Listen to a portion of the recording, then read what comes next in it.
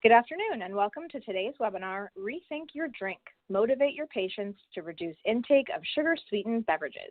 I'm Leslie Samay, Director of Professional Development at Great Value Publishing, publishers of Today's Dietitian, and I'm your host for today's show. Before we get started, I have a few points of housekeeping. First, in order to claim your credit, you'll have to remain with us for the entire hour-long presentation. Second, at the end of the session, our presenter will be taking questions. If you have a question, please type it in the comments box on the left side of your screen, and we'll try to address as many as we can during our time. And finally, Heartland Food Products Group number 22971 is approved by the CDR to offer 1 CEU for this webinar. Based outside of Indianapolis, Heartland Food Products Group is a global leader in the production of low-calorie sweetener products, creamers, beverage concentrates, coffee, and nutritional drinks, all made in the USA.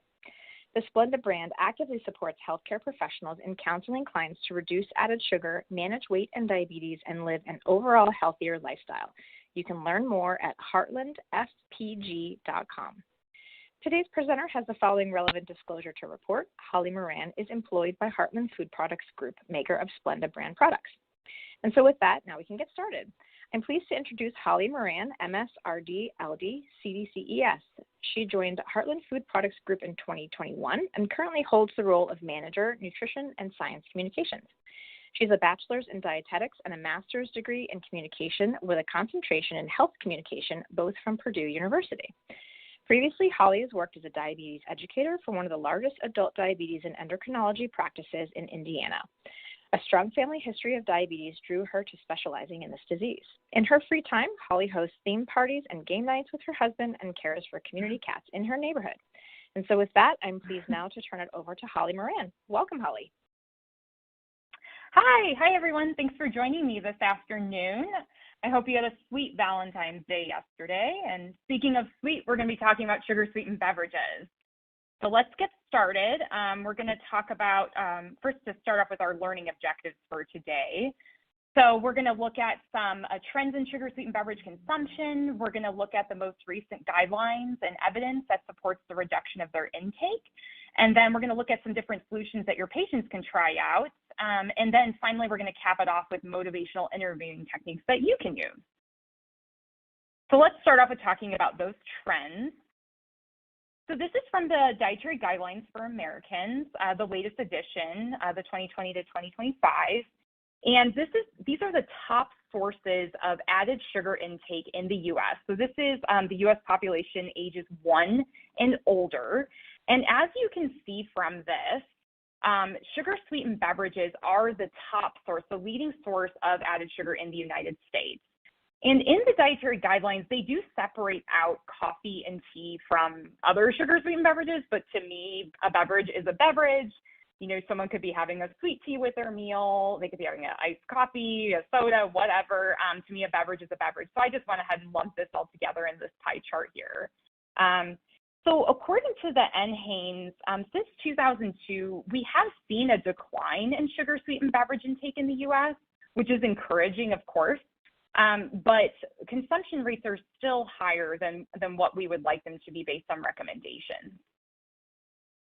So now we're going to look at some information from the National Health Interview Survey.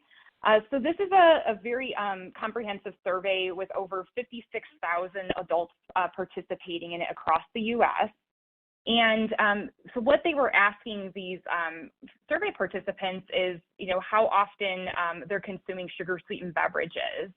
And so you can sort of look at this map as a heat map, with the dark red states being the ones with the highest prevalence of sugar-sweetened beverage intake, and then the green states being the lowest prevalence. So not a lot of green on here. But what we found with this survey is that the lowest intake is actually in Alaska and the highest intake in Hawaii. So very opposite ends there. But more generally, if you look at it by region, we find that the South and the Northeast regions of the United States have the highest intake of sugar-sweetened beverages. So the authors of this paper, they were saying that sweetened coffee and tea drinks are more widely consumed in the Northeast. And then we know in the South, you know, things like sweet tea could be rather popular. But overall, we see that 63% of U.S. adults are consuming at least one sugar-sweetened beverage per day. So looking a little bit more at this National Health Interview Survey, let's take a look at the sociodemographics of the people who are consuming a higher prevalence of sugar-sweetened beverages. So we see that it is adults aged 25 to 39, men more than women, Hispanic or Latinx respondents, and then people with less than a high school education, people who are of lower household income, less than $35,000 per year, and then also people residing in non-metro areas, so more rural areas is where we're going to see a higher prevalence. So with this survey, how they asked questions, so they asked about the intake of frequency over the past month of regular sodas, sweetened fruit drinks, sports and energy drinks, and then sweetened coffee and tea drinks. So one thing to note about this survey is they did specify that it's not just pre-sweetened drinks like a bottled tea that you get from the store or a canned soda, but it's also you adding sugar to your drinks at home. So they did specify that in the survey, which I think is good because a lot of people don't think about how much sugar that they're actually putting into their drinks. And what the survey found here is that sweetened coffee and tea drinks are the most frequently consumed of all of these beverages. I would have thought soda, but then when I thought about it, a little bit more, coffee and tea those are the most globally consumed beverages outside of water. So it does make sense, and I know so many people, you probably know in your with your patients too who drink multiple cups of coffee or tea a day. So this does, actually make pretty good sense to me. So now let's check out those latest guidelines and evidence. So back to the dietary guidelines for Americans. So in this edition, they looked at 4 key food groups or nutrients that are recommended for Americans to limit or avoid in order to achieve a healthy dietary pattern. And those were saturated fat, sodium, alcoholic beverages, and of course, added sugars. So what they recommend is that starting at age 2, Americans limit their added sugars to less than 10% of calories per day. And if under age 2, that it should just be avoided altogether. Just don't even be consuming those added sugars.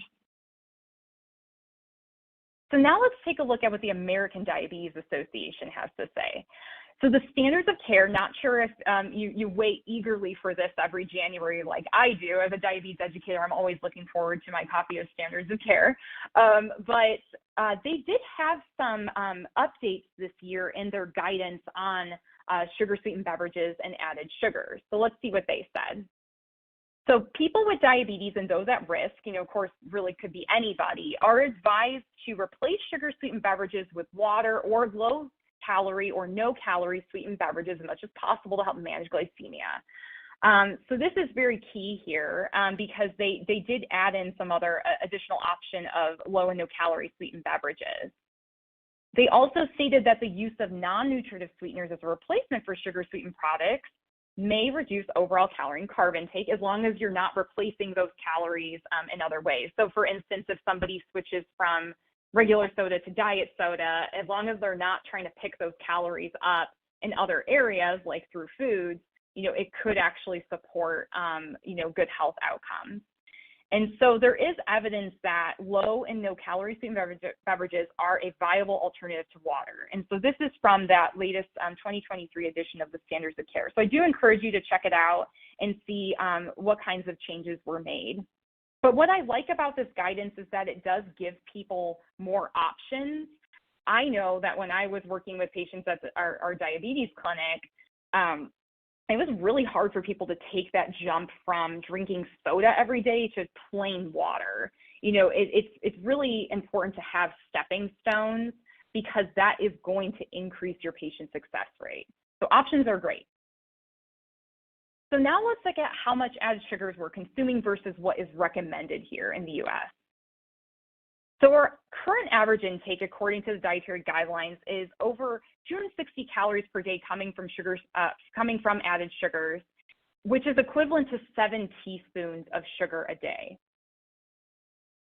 So the dietary guidelines, as I just stated, recommends less than 10% of calories per day from added sugars. So if someone were on a 2,000 calorie diet, this would be less than 12 teaspoons of sugar a day.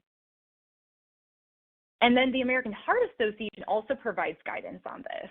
So this was several years ago they came out with this guidance, and it's remained unchanged.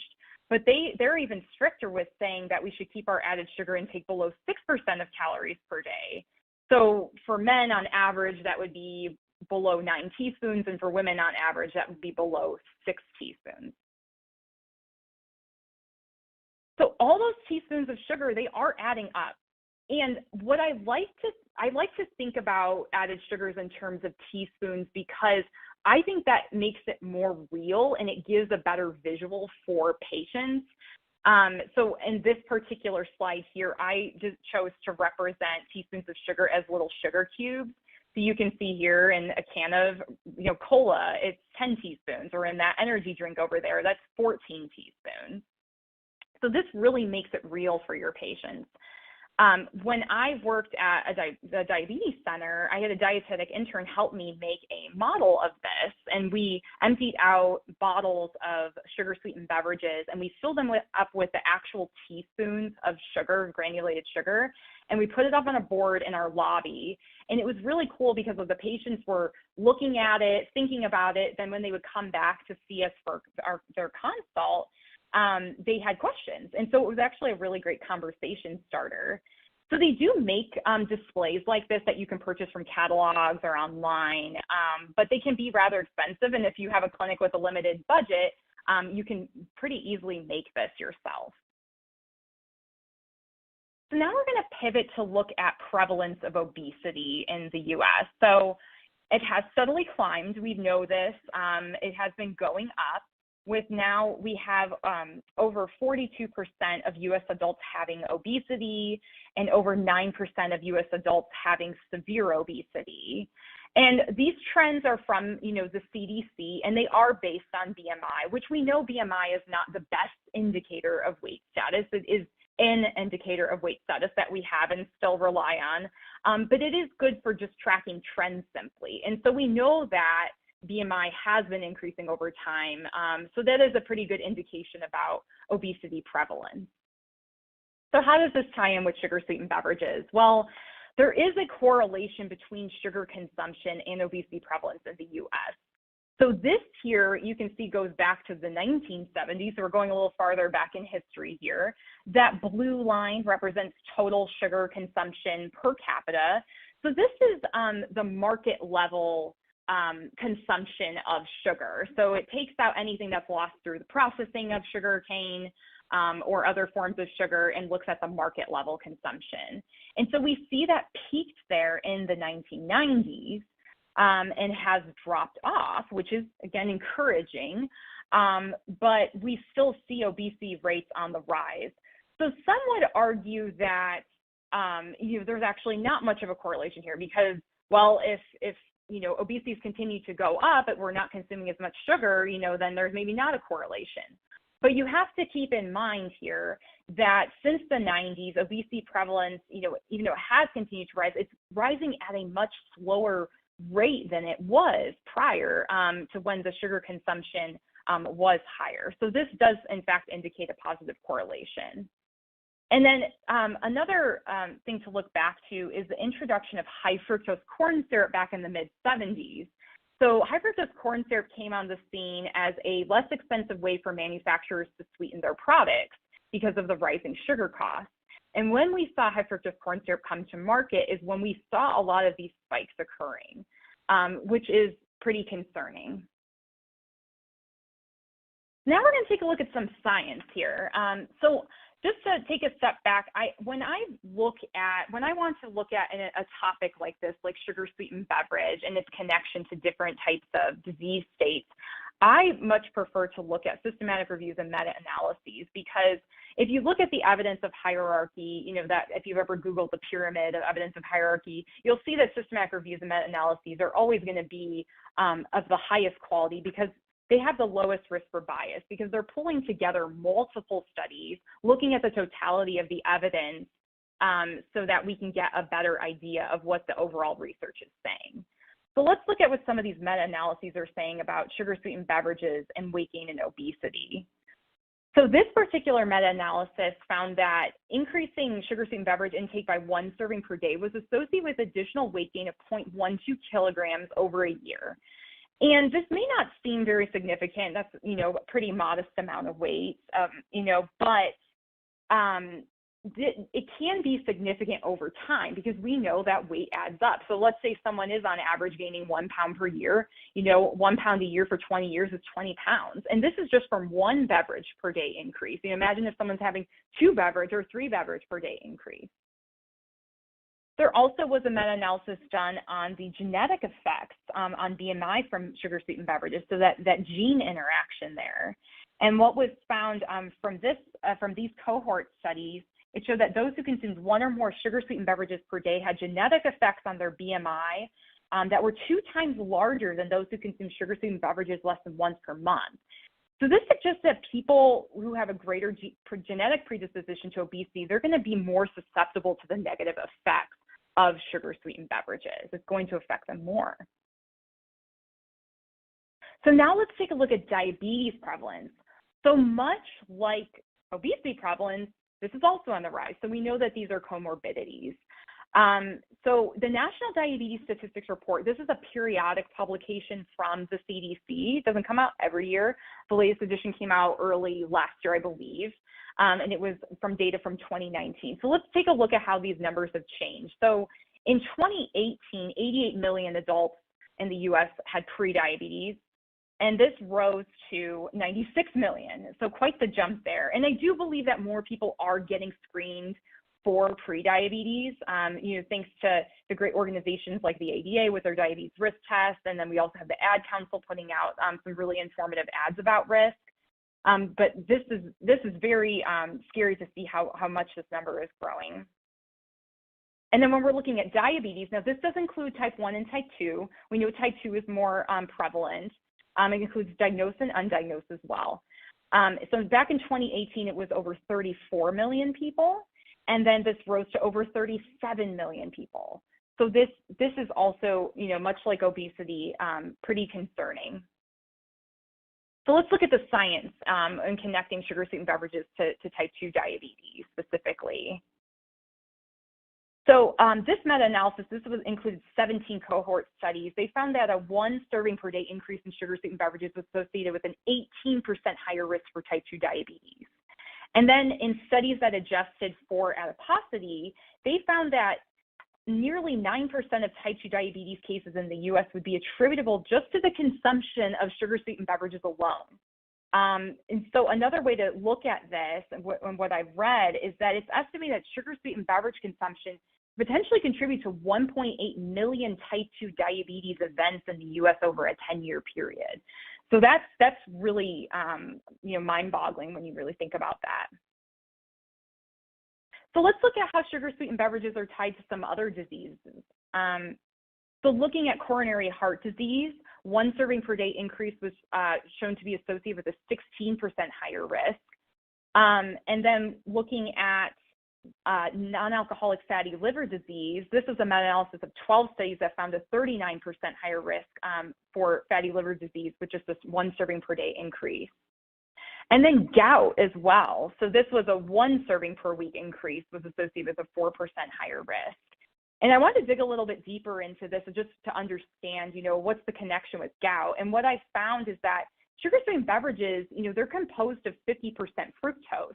And when fructose is metabolized in the body, a major end product is uric acid. And so we know uric acid buildup is, what contributes to gout flare-up.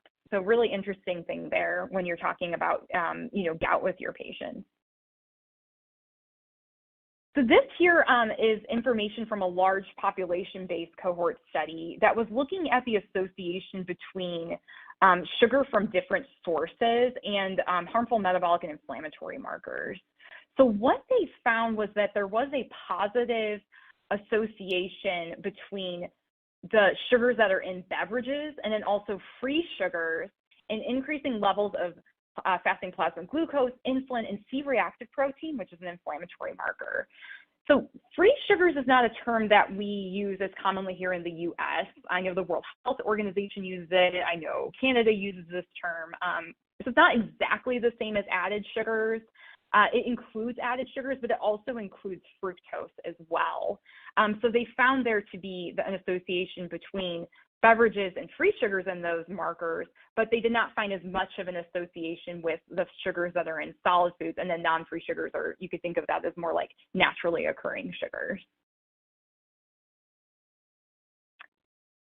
So now we're going to take a look at some different solutions that your patients can try out in order to help them with reducing sugar-sweetened beverages. So not sure if you all are familiar with the Food and Health Survey. So this is put out by the International Food Information Council every year. I believe it comes out usually around May every year. And they have some really, really great questions. It's a very representative sample of Americans that they ask these questions to. And one question that I always see, since I've been tracking the survey is, are you trying to limit or avoid sugars? And every year it's always an increasing amount, it seems like. So this past year, it was up to 73% of Americans saying that they're trying to limit or avoid sugars. And so for people who are trying to limit or avoid sugar, their top reasons for doing so is to avoid weight gain. That's their top reason. And for people who aren't trying to limit or avoid those sugars, they say their top reason is because, well, they like the taste of, sweet foods and drinks, so that's why they're not avoiding it. So we have to ask ourselves, what is something that, your patients can have that's going to help them enjoy sweet taste and also avoid that weight gain. So that's where I think the low and no calorie sweetener category fits really well. Because since they have little to no calories, they don't contribute to that weight gain that people are trying to avoid. So we're probably familiar with some of these common types of low and no calorie sweeteners here. I have them listed out: sucralose, saccharin, aspartame, stevia, monk fruit, allulose. These are the ones most common to the U.S. A lot of people think of sweeteners as being just the packet, but I do want to make note that sweeteners do come in various forms, besides packets. There's also pouches, jars, there's liquid squeeze bottles that people can take with them on the go. And then there's also blends. So, they typically come in pouches, but they could be multiple sweeteners blended together. It could even be a sweetener blended with normal sugar, just to kind of give people that reduced option. If they're not willing to take that full step to a low and no calorie sweetener, they might want to be trying out a blend first. So a paper in Clinical Diabetes that came out a couple of years ago looked a little more closely at the low and no calorie sweetener category and how it can help people achieve their goals. And they found that the most common reasons for people using low and no calorie sweeteners is that it helps them cut sugars, cut calories, help them lose or maintain weight, and then just simply using them as part of their overall healthy lifestyle.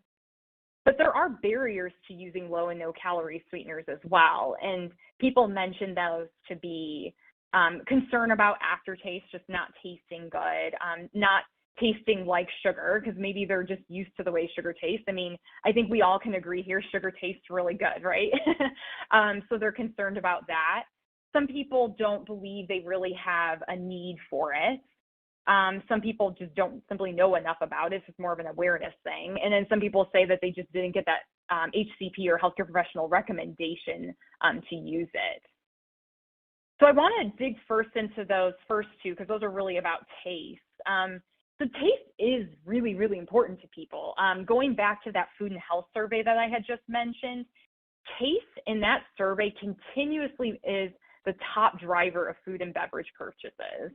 And even during these hard economic times right now, we're finding that taste is still outweighing cost in terms of what's driving people to purchase things. I would have thought, even just this past year, I'm sure cost is what's driving people, and people are looking for low cost options, but taste is still winning big here. And people do have specific taste preferences for different low and no calorie sweeteners. I mean, you might hear some people say, oh, don't like this color packet. I like this color packet better or whatever. So they're, in that clinical diabetes paper that I had mentioned, they do actually have information on there when they surveyed, people about what their taste preference is for sweeteners. And so clearly there are some that they like better than others. So you as the healthcare professional, especially the nutrition professional, you play a really important role in motivating your patients, right? And we're going to be talking about that motivational interviewing. But just don't underestimate the knowledge that you have about, categories like the low and no calorie sweetener category, or different types of food products or beverage products or whatnot. So you have awareness, you have the knowledge of the different types of forms. You have a better understanding about how things function in food, how it performs in drinks, or is it going to taste right? Is it going to work? And you just have all of that knowledge, up in your brain, right? And so that's what you are sharing, with your patients, right? So I can't underestimate the value that we have, as nutrition professionals.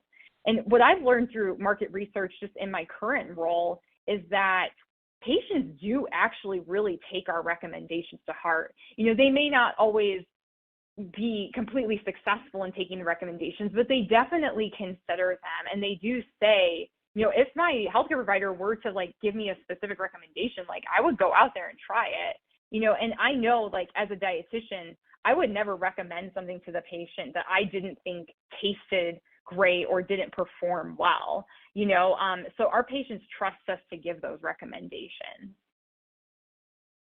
And when we are giving those recommendations, we have to keep in mind specific examples.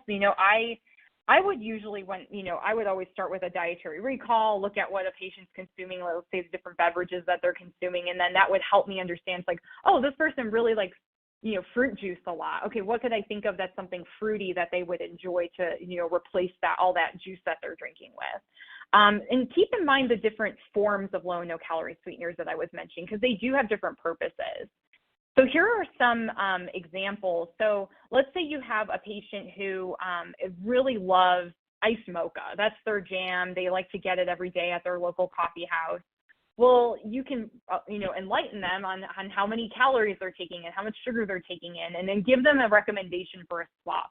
You could say something like, oh, you can make it at home, or you can get one of those squeezy bottles and you could take it with you to the coffee shop and, get a reduced calorie version of it. So there's all sorts of examples like teas, instead of buying that bottled tea, that has 48 grams of added sugar in it, which is blowing up your day's worth of, sugar so easily. Why don't you make the switch to brewing your own tea at home? Or, instead of, again, that juice drink that you're having, why don't you try to make a pitcher of something fruity like lemonade, and then your whole family can enjoy it, So giving them those really concrete examples is going to help them, in increasing their success rate when they walk out of the office or off the call if you're seeing patients virtually, of course. So let's get back to science here. So there were actually two really great systematic review and meta-analyses that came out last year in 2022. This first one by McLennan was published in JAMA. So they looked at 17 different randomized clinical trials, and they found that when people substitute low and no calorie sweetened beverages in for sugar sweetened beverages, there were significant reductions in body weight, BMI, percent body fat, and liver fat. And then this Lee study that was published in Diabetes Care, they looked at 14 prospective cohort studies, with some of these studies having, up to 120,000 participants. And they found significant reductions in body weight, obesity incidence, heart disease incidence, and then CVD and total mortality. So pretty encouraging results there. But so I just definitely want to note the elephant in the room about low and no calorie sweeteners. So obviously I'm very aware there's a lot of controversy about them, and your patients could definitely potentially be coming up with questions about safety. That's something that, I'm very, very aware of. And so I do want to quickly address some of these things that, your patients may have concern about, and things that maybe you even have concern about. So one of them is about weight gain. And so some people or, studies or media outlets have stated that low no calorie sweeteners, because they are very sweet, when people consume them, it's going to make them crave more sweetness. But there's really no good evidence to suggest that. In fact, the data is showing the opposite, that in fact, using a low and no calorie sweetener, as long as you're not trying to make up those calories in other ways, it can lead to significant weight reduction. And also looking at glycemia too, some things out there have said that it can elevate glucose levels or trick the body into thinking it's sugar, so then blood sugar levels increase. But in fact, this has not been found, and we know, over the 30 plus years that low and no calorie sweeteners have been on the market, that they do not impact glucose levels. And then looking at gut, gut's been such a hot topic, for the past several years. And so while, studies will show that, low no calorie sweeteners might change the gut, it doesn't mean, just because there is a change in the gut, it doesn't necessarily mean it's a negative change. I mean, with anything that we eat, with the carrot sticks I ate at lunch today, there could have been a change in my gut. But a change does not necessarily mean an adverse change. And, we also have to keep in mind that gut research is really tricky, and it's hard to know, I mean, nutrition research in general is very, very difficult because people are consuming all sorts of things, and it's hard to know exactly what is affecting us. So I just wanted to make sure I stated those about those different meta-analyses I pulled. All right, so now we're going to talk about motivational interviewing. So I'm excited to share this information with you guys. So motivational interviewing is really, it's really much about collaboration. And, it's so easy for when a patient comes in to see us, for us to just immediately start giving advice. I know that I'm definitely guilty of this. It's just like, you want to kind of, just fix issues, right? We just want to be fixers, right? And so they're coming to you with issues, and it's so easy to just immediately dish out all that advice and recommendations. But we always have to just stop, pause, and really, really get to know our patient and build that rapport before we start giving out that advice. And I would definitely look at us as external motivators to our patients. We're encouraging, we're trying to get them to understand the facts, the science, right, about why reducing sugar-sweetened beverage consumption is going to help them, with their health outcomes. But as we know, like, facts, science do not always work with people. It might work with folks like us, who really love all the facts and science, but it's not always going to work with your patients. So what I'm trying to get to is that you are an external motivator, but your patient is going to need to have those internal motivations in order to rethink their drink and make these changes. So let's jump into that. So it comes with understanding the why, the when, and the how of engaging in health behaviors. So first of all, why is your patient engaging or not engaging in a health behavior?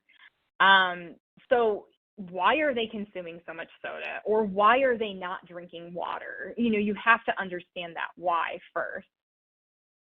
And then the when.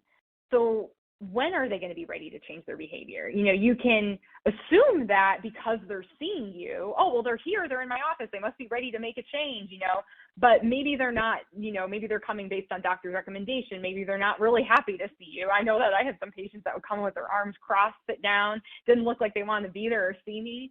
And so maybe they're not quite ready to make that change. Maybe you just need to be spending more time kind of digging in and understanding them before you can really get to that goal-making process.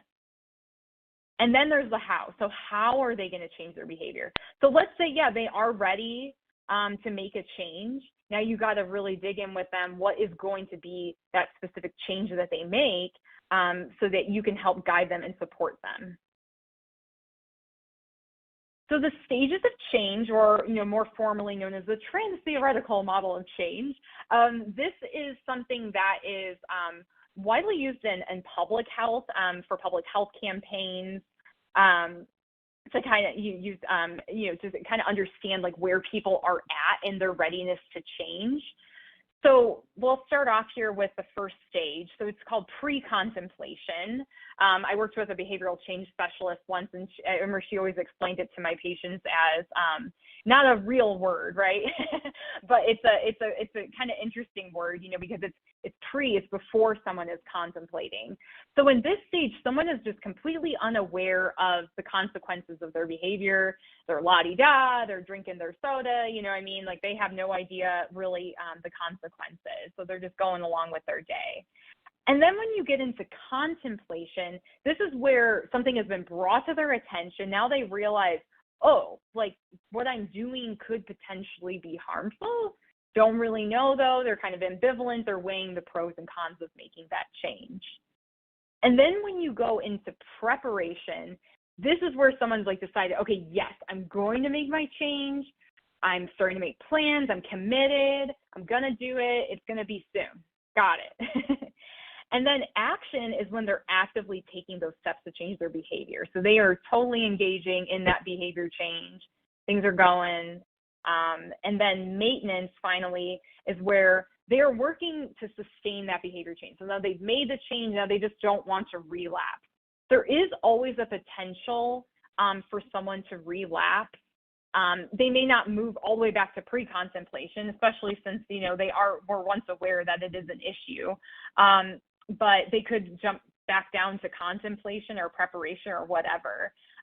So I like to display this more as like stair steps. I know this model is sometimes kind of shown, as like a cycle. But I think it's really interesting when you think about it in like the stair step way.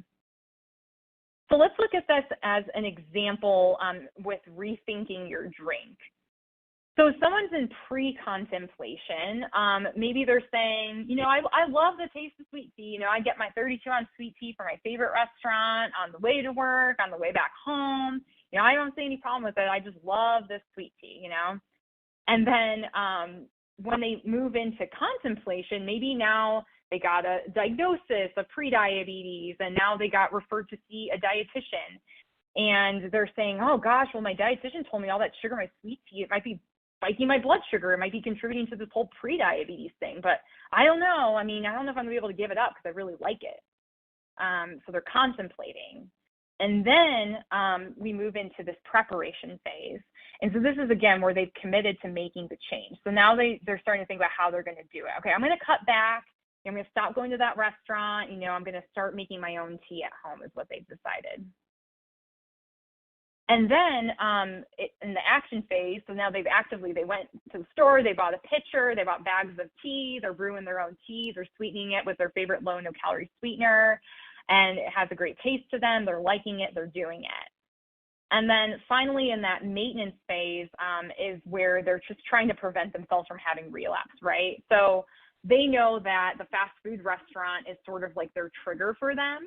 And it's when they see it, they're like, oh gosh, I'm going to crave that sweet tea if I pass it by. So they decide, I'm just going to go a slightly different way to work so I don't have to look at the restaurant. Then it won't cause me to relapse and fall back into one of those earlier stages.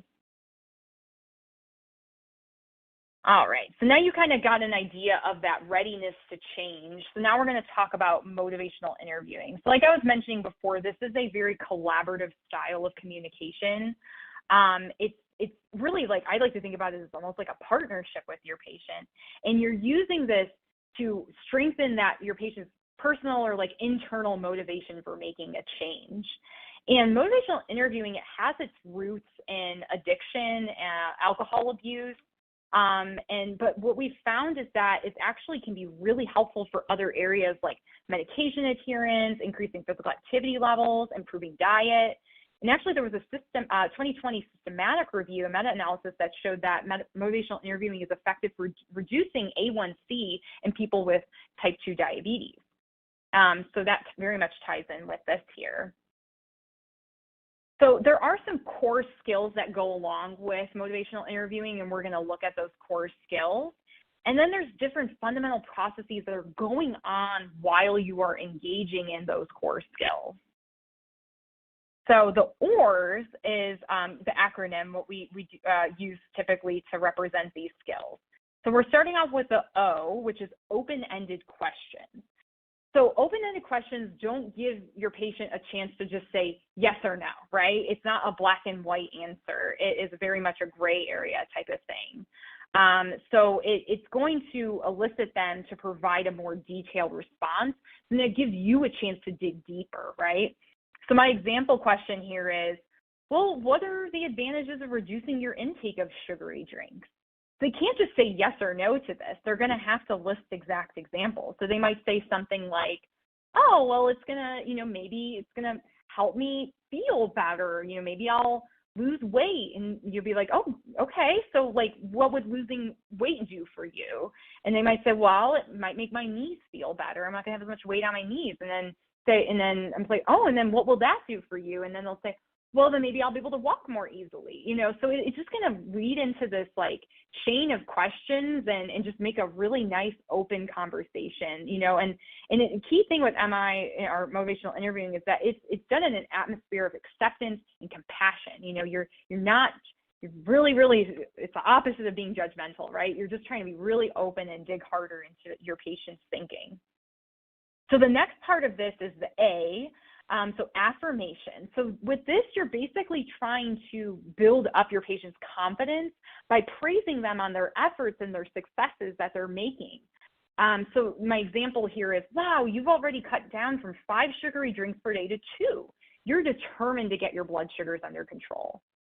And so something that you really want to do here is connect the behavior with the health outcome. So the behavior here is cutting down from 5 sugary drinks per day to 2, and you're connecting this to blood sugar control. So they're kind of understanding in their brain, oh, like if I do this, this is going to do this, and it's going to help me. So that's very key there with the affirmation. Now let's go to R. So R is reflective listening. So this is really where your time, your moment to express empathy, right? And to really understand where your patient's at. So you're doing very careful listening. You're trying to understand what they're saying, and then you're kind of like regurgitating it back to them in your own words, kind of almost like making a guess at what they were trying to say. So my example here is, well, it sounds like you enjoy the way sugary drinks taste, but you're concerned about the way that they affect your diabetes in the long term. And then that gives your patient an opportunity to maybe correct you or say, or maybe think like, yeah, I guess that is what I was trying to say. So this is really, again, that moment to express empathy. And then finally, that fourth skill is summarizing or summaries. So this is where, a good point actually in the conversation to maybe start making a game plan on what your patient's going to be doing to start changing that behavior. So my example here is, so your plan to cut back on sugary drinks is that you're going to prepare your own 0-calorie drinks at home. You're going to take those with you instead of getting soda from the gas station. Is that correct? And at this point, you've already kind of established like the agenda, and like you kind of already, established that rapport with your patient. So you're just sort of making that action plan at this point. But if you haven't built the rapport yet with them, you really don't want to just assume what they're going to do, because that might, throw them off a little bit and not trust you quite as much if you're just going to make assumptions about what they're going to be doing at home. So really, again, key thing is to build up that rapport. So now let's take a look at those fundamental processes. So these are the things that are going on in the background as you're engaging in those different skills. So this first one here is engaging, and this is really the foundation of motivational interviewing. Again, is your goal here is to establish that productive working relationship through careful listening and understanding of your patient's experience, right? So a lot of times, I know when I was meeting with patients, my first session, my first time meeting with them was probably mainly just this engaging portion. It was really just probing more of those open-ended questions, maybe some affirmations going on, and just really engaging and listening. Sometimes it was just a big old cry session, right? And then the other process that's going on is focusing. So this is really where you're collaborating with your patient to build the agenda of what you're going to be talking about. So again, like you might have an agenda in your mind of what you're going to be talking about, but your patient might have a completely different thing in mind of what they're going to be talking about. And it's really just good practice to always listen again to your patient and kind of, because if you start talking and going along with your agenda, they might just stop listening at that point and might just get aggravated, right? So really, really important for you to focus and do that focusing with them. And then we have evoking. So I really, kind of see this as being that skill of open-ended questioning where you're exploring their ambivalence. So this could be when your patient's in that like contemplation phase, and you're just kind of trying to understand like why they may or may not be engaging in a behavior, or why, or help them understand their own reasoning for why they're going to be changing their behavior. And then finally, we have the planning portion of this. So planning really gets into the how portion of change. So it's where you're kind of trying to get your patient to move toward making that commitment. So that would be, remember, that preparation phase of the stages of change, where they're going to start making their plans and, like for the example, like going to the store and buying that pitcher so they can brew their own sweet tea, right? So that's the planning portion. So you may not hit on this planning part of it until the second, third, fourth session meeting with your patient. They just may not be ready to get there yet, and just be okay with that. I know that like I felt like if I didn't have a plan or a goal or something concrete for them to do, but before they came back the next time, I just kind of felt dissatisfied. But just remember that when you are even just doing those earlier things of engaging and asking open-ended questions and providing affirmations, your patient is getting a lot from that too. So don't feel discouraged if you don't make that plan right away. All right, so we're already at the summary point here. This was a fast time. So what did we look at? So we looked at the sugar-sweetened beverage intake in the U.S., and we know it is remaining high, and it can vary by socio-demographics. We looked at the guidelines supporting the reduction of intake of added sugars, dietary guidelines for Americans and the American Diabetes Association, American Heart Association recommendations. We looked at different science, studies, meta-analyses on sugar-sweetened beverages and their association with different disease states. And then we looked at how low and no-calorie sweeteners can be a really great category for your patient to start engaging in order for them to achieve their health goals and still get that sweet taste. Because remember, we can't underestimate the importance of taste. And then we looked at how low and no-calorie sweetened beverages can be a safe and effective replacement for sugar-sweetened beverages. And finally, we capped it off with that motivational interviewing being an effective tool for behavior change. So I want to thank all of you so much for joining me this afternoon. And I know that we're going to have some questions here. And then here's my contact info if you do want to reach out to me. So Leslie, I think you have some questions. Absolutely. Yeah. Thanks, Holly. That was great. We have a good amount of time for questions, and you have a lot of things coming in. So let's jump in. The question that I think was asked probably the most, or at least one of the more common questions, was summed up nicely by Tracy. She said, so it's rumored that using sugar substitutes can lead to sugar cravings later in the day. Can you comment on this? So yeah, that goes back to that, what I was talking about with the weight gain. And I've been looking at, just more of, again, the totality of evidence on this, and we just don't really see this from like those larger studies when we're looking at, combining all of the different studies and the meta-analyses and systematic reviews. And there's actually some really good studies addressing this. There some of them are in actually my references for this deck. I know all of you got the deck prior to this. And on Splendid.com, under our healthcare professionals tab, we actually have a scientific summary on there that goes through that particular topic about appetite and weight control. So I do really recommend that you go there. You dig particularly into those different studies, but really we just do not see that. We do not see that when you're looking at those really well done research studies that it does cause cravings.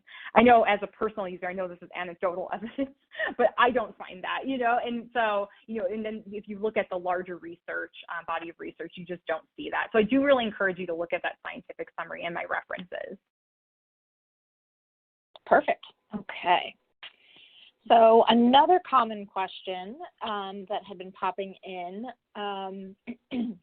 Is there any evidence, or Holly, can you comment on, again, maybe some rumors that low and no calorie sweeteners are linked to development of cancer? I know this was something many years ago with the pink low no calorie sweetener, but this popped in a few times, so I wanted to bring up the cancer connection, if you can comment on that.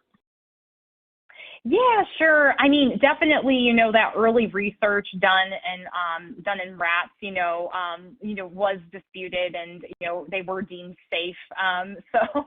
But what we really kind of have to look at is just look at the history and look how long sweeteners have been on the market. So going back to the 1950s when the first low no calorie sweetener was introduced, and then many more have come since then, right? We would see serious trends in cancer prevalence if there really was truly a link between those two things. And there continues to be research done on this. It's not like we're just relying on studies that were done back in the 70s and 80s or whatever. There continues to be new studies disproving that low no calorie sweeteners are linked to cancer. So no, there is no good evidence of that. And actually, even if you look at there's a really good publication from American Cancer Society that states that no, we do not see a link between those things. So I would definitely even check out what they say about it in their stance, and that also is in our scientific summary too. Perfect. So there's resources out there for our listeners to use with patients who might have that concern. That's great. Sure. Okay. So here's a little bit more of your sort of experience, or maybe what you've been seeing, Holly, with your maybe clients in the past. But do you think it's likely that prediabetes and diabetes diagnoses have increased due to the pandemic? Some data, I think, in the earlier portion of your presentation was from 2019. And so food choices may have changed and altered with shortages and increased costs. And then, of course, now, as you mentioned, with harder economic times, the cost of really any food is kind of high. So I guess the underlying question is, we likely have seen an increase in these diagnoses, but wanted to get your feedback there. Yeah, I mean, I am so curious to see when that next National Diabetes Statistics report comes out. As I mentioned, the most recent one was pulling data from 2019. I have been waiting because I'm very curious what is going to happen with those numbers, because we already saw that really big jump that occurred and what it's going to be. But there was a bunch of news articles I remember that came out just a few weeks ago, even the American Diabetes Association, I think they put it out even on their social media, about how it's increasing even in teens and young adults, and since the pandemic. So I can't really say exactly how I think this is going to affect things, but I presume that even just from stress alone, we underwent a major stressful event in our lifetime, and we know that stress can actually contribute to elevated glucose levels too. So it's not even just the obesity and our food intake, but how that's impacting things as well. And then it also is pretty concerning too with the rising cost of food, and people slipping back into doing things that are maybe not so healthy for them. And it is kind of scary to see what's to come. That's, again, it speaks to the importance of our profession and what we need to be doing, to really be a big voice out there, and trying to encourage people and help them understand, ways that they can eat healthy and avoid added sugars in a budget-friendly way too. But yeah, I really can't predict what those outcomes are going to be. But CDC, National Diabetes Statistics Report, definitely keep your eye out for that. I would presume maybe there's going to be a new edition coming out at the beginning of next year. Awesome. Perfect. Okay, so switching gears slightly here, are there guidelines for using sweeteners in food and beverages for patients who are A, pregnant, and or who have gestational diabetes? So pregnancy and gestational diabetes, can you comment on sweeteners for those populations? Yeah, definitely. So I'm not sure if you all are familiar with the ADI, or the acceptable daily intake. So this is something that was established with the FDA.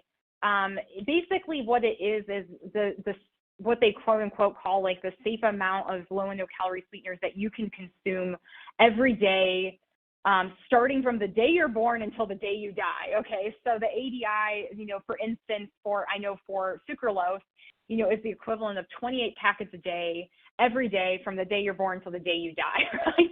And that it is safe, that you can consume that much. And actually, when they study low no calorie sweeteners, that they study it at 100-fold. So they actually study that. So think of 28 packets times 100, is what they're actually studying. But then they dial it back down, by that 100-fold, and that's what they list as the accessible daily intake. So again, the amount that you can have every day over a lifetime. And so when they study that ADI, they apply that to the pregnant population. So it's the same for pregnant women, as it is for any other member of the population. So what I'm trying to say is low and no calorie sweeteners are safe. It's not like they have to reduce the amount that they're consuming compared to somebody who's not pregnant. They can consume it. So there isn't specifically any guideline, but I know for gestational diabetes, it can be really, really helpful, especially if a woman's having sweet cravings and they want something sweet, but maybe they just don't want it to affect their blood sugar anymore. So it can actually be a pretty nice option for them. Great. Okay. That's a good resource. And the next question that I had on my list actually came from Linda, and she was asking how to address that quote unquote how much is safe question that she gets by her patients or from her patients. Mm-hmm. And so in that same vein, then Holly, do you have recommendations on where listeners can get teaching aids about sugar sweetened beverages and sweeteners outside of sort of some of this more scientific or scholarly journal type of resources? Like how can our listeners, what teaching aids are out there that our listeners can use that are sort of, digestible by their patients if a patient was taking in that info? Yeah, absolutely. Actually, so I mentioned the Food and Health Survey earlier. So that is put out by the IFIC, or the International Food Information Council. So if you just Google their website, they actually have downloadable PDFs about each type of low and no calorie sweetener, and it has that kind of safety information mixed in with it. And those are really good, definitely great for, patient-facing materials. And actually on Splenda.com, on our healthcare professional tab, we have those PDFs on our website as well. So you can pull from those, you can print them out. They are in color, but I think that they could print pretty nicely in black and white if you only have a black and white printer. So I do recommend that. I mean, on our healthcare professional tab, we do have other resources and aids about, sugar-sweetened beverages and about rethinking your drink, about sweeteners. So I definitely recommend, getting to our website. So I mentioned IFIC, and then also the CDC, they recently just posted a whole page on, they called it Rethink Your Drink too. I promise I didn't steal it from them, but I don't, I guess great minds might think alike there, but yeah, they actually have good information on Rethink Your Drink too from the CDC. So I would check out all those. There's probably so many other great ones out there though too. Awesome. Well, thanks so much, Holly. We have just about a minute left on our clock, but I wanted to stop and say thank you for joining us. Thank you for being here. There's a lot of excitement about the presentation today, and we're so glad that you shared your expertise on this topic. Absolutely. And so before we all go back to our to-do list this afternoon, I wanted to say as well that the team here at Today's Dietitian is really, really, really excited for the 10th annual Spring Symposium happening in Savannah, Georgia this May from the 14th to the 17th. It's our 10th occurrence of the symposium, and we're back in person. We're still offering a discounted registration, but only until the end of the month. You see on the slide there, it's currently at $349, and it's going to jump pretty high on March 1st. So if you've been thinking about attending, now is the time to sign up and finalize your plans. You can register on todaysdietitian.com/SS23, Spring Symposium 23. And with that, we've come to the end of the hour. Thanks again, everyone, for joining us today. The credit claiming instructions are on the screen, and they're also a part of the last slide of the presentation handout. You can go and grab your certificates once you've completed the evaluation. So thanks again, everyone. Have a great afternoon and a wonderful rest of your week.